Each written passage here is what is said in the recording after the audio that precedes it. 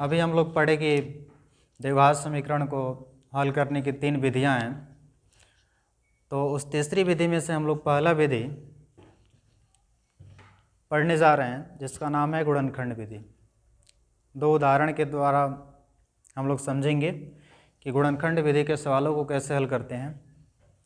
वैसे तो हम लोग पहले से परिचित हैं, लेकिन देख लिया जा रहा है चूँकि 9th में भी मिला हुआ था, 8 में भी मिला हुआ था और 10th में पढ़ना है। इसके आगे का जो 2 विधि है, पूर्ण वर्ग बनाकर श्रेयधर्मचार्य विधि है, ये अलग है थोड़ा। बाकी इससे तो हम लोग भली बात ही परिचय हैं।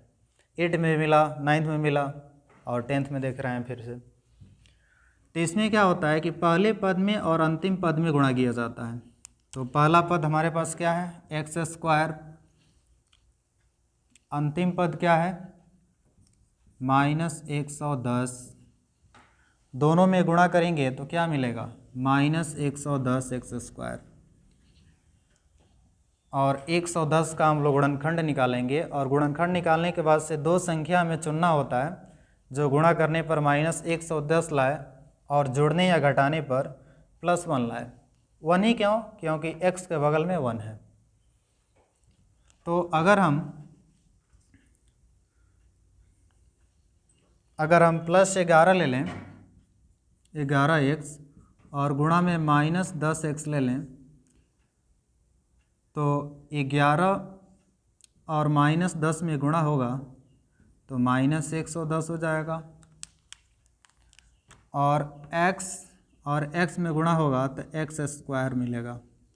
यानी कि हमारा ये नंबर सही है। यही 2 ऐसे नंबर है जो गुणा करने पर हमें ये दे देगा -110x², और जोड़ने पर भी दे देगा +1। तो हम इसको हल करते हैं हम लोग।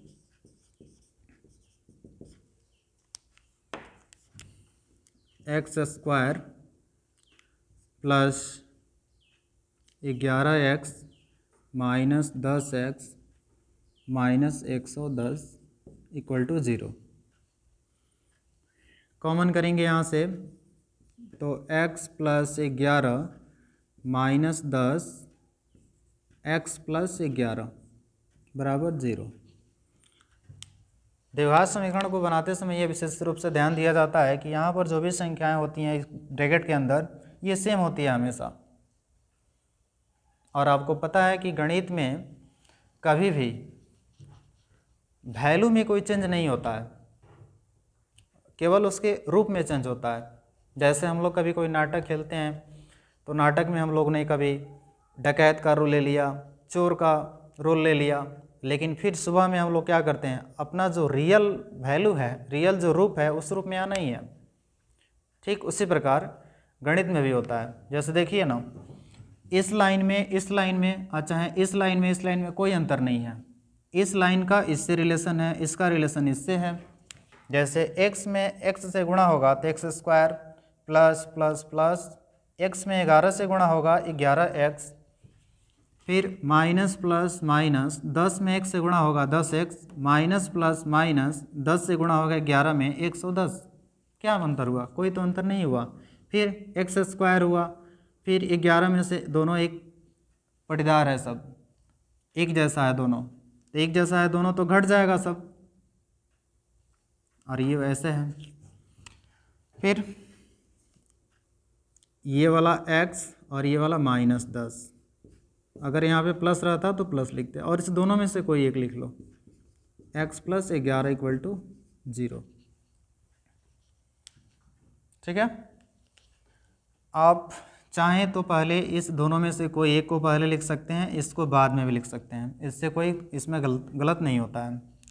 फिर क्या करते हैं, एक बार x - 10 = 0, ये वाला इसके बराबर 0 लिया जाता है। ये कहाँ जाता है, पहले उसको समझ लेते हैं। तो x - 10 0 बटा x + 11। हम लोग को ये पता है कि जब भी कोई राशि गुणा में होता है और बराबर के उधर जाता है तो भाग में चला जाता है। तो भाग में चला जाता है तो x - 10 और 0 में किसी भी संख्या से भाग देते हैं तो क्या होता है, 0 होता है। ठीक है, ऐसे ही लिखा गया। तो एक बार इसको रहकर इसको भेज दिया जाएगा 0 के नीचे, और एक बार इसको बचाकर इसको 0 के नीचे भेज दिया जाएगा। तो इतना कुछ छल नहीं करते हैं, हम लोग डायरेक्ट लिखते हैं ऐसे कि x माइनस 10 इक्वल टू 0। तो x बराबर 0 प्लस 10, पक्षांतर का रूल पता है ना, बराबर के इधर माइनस में है, उधर जाएगा तो किस में हो जाएगा, प्लस में। तो x बराबर क्या मिलेगा, 10। फिर इसको x प्लस 11 बराबर 0, तो x बराबर 0 माइनस 11, तो x बराबर क्या होगा, -11। ध्यान रहे, विशेष रूप से ध्यान दिया जाए, जब भी माइनस में होता है तो x का वैल्यू प्लस में मिलेगा, और जब भी प्लस में होगा तो माइनस में मिलेगा। इसमें से जब ये निकल जाएगा तो अतः समीकरण के मूल 10, -11 है, आंसर हो जाएगा। ठीक है ना, बहुत ईजी है। ऐसे ही हम लोग हल करते हैं द्विघात समीकरण को, सवाल को। एक दूसरा उदाहरण देखते हैं, थोड़ा इधर जगह कम है, इसको इधर लिख लेते हैं। B number 6x² - x - 2 = 0। इसको देखते हैं। ठीक उसी प्रकार जिस तरह से पहला और लास्ट में गुणा किया गया था, पहले और लास्ट में गुणा करते हैं। तो पहला यहाँ पे क्या दिखाई दे रहा है, 6x², लास्ट में क्या है, -2, गुणा होगा तो -12x²। और -12 के लिए दो संख्या चुनिए, क्या होगा, एक -4x ले लें और एक +3x ले लें। हाँ, नया में अगर हम लोग ये विधि बना रहे हैं, गुणनखंड विधि, तो थोड़ा हम लोग को टाइम लगता है कि क्या कौन सा संख्या लें, लेकिन वहीं गणित अभ्यास का चीज़ है, आप लोग अभ्यास कीजिए, बिल्कुल समझ में आ जाएगा। देखिए, -4 में से 3 करेंगे तो -1 आ जाएगा, और गुणा करेंगे दोनों में, यानी कि -4x गुणा +3x, तो हमें मिल जाएगा -12x², यानी कि ये हमारा जो सही है। तो हम भी उसी तरह से लिख लेंगे, -4x + 3x -2 = 0। देखिए, अभी हम लोग इस तरह से लिखा है ना इसको, -4x + 3x, अभी इसको मिटा कर हम इसको इधर लिखना पड़ेगा। ऐसा क्यों, अभी आप लोग समझेंगे।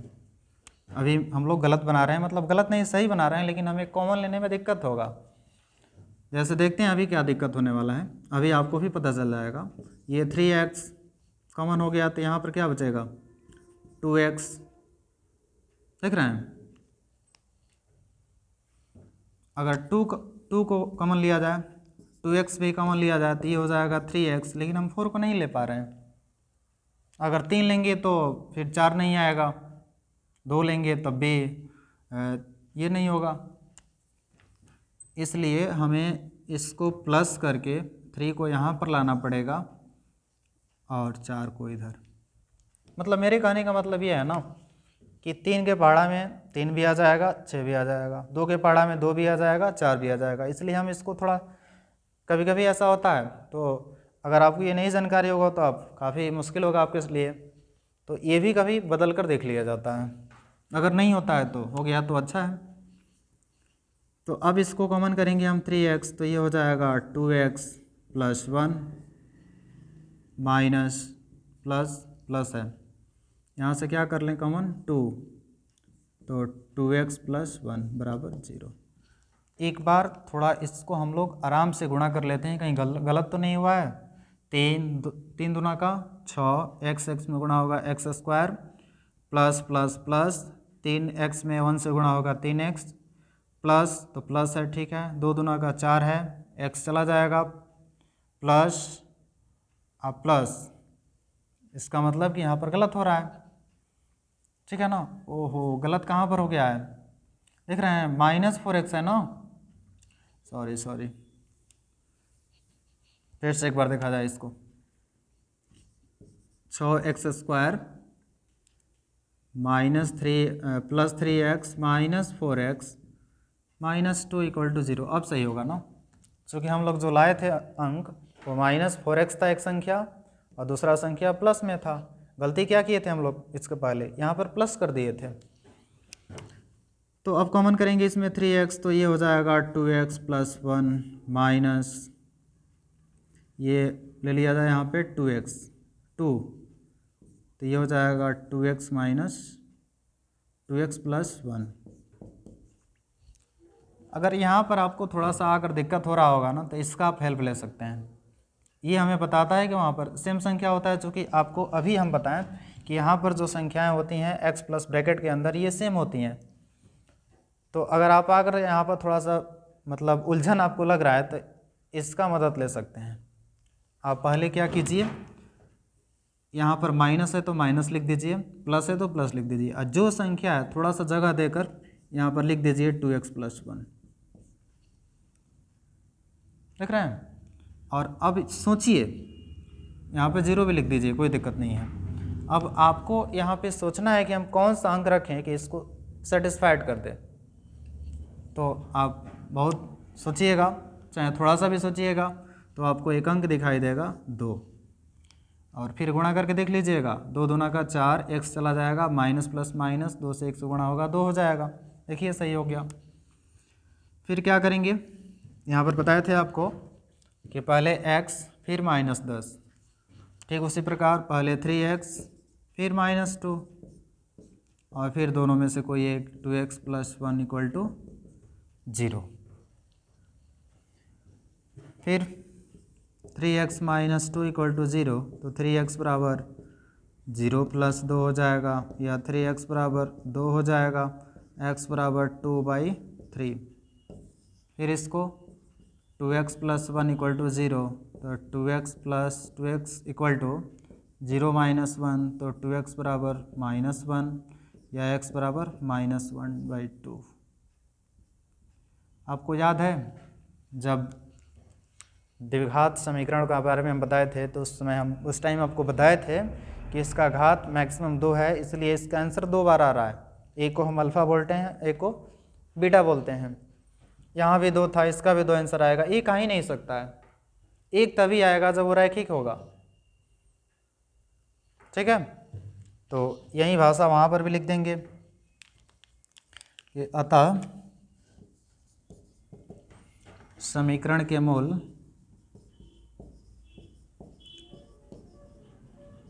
(2/3, -1/2 है, और आंसर हो जाएगा। तो हम लोगों ने ये जाना कि द्विघात समीकरण को हल करने की 3 विधियाँ होती हैं, गुणनखंड विधि, पूर्ण वर्ग बनाकर, शिरोधाराचार्य विधि, जिसमें से हम पहले विधि के बारे में कुछ जाने, और ये सब सवाल ऐसे बनता है। और अब हम अगले वीडियो में जानेंगे कि पूर्ण वर्ग विधि से कैसे बनाते हैं। धन्यवाद।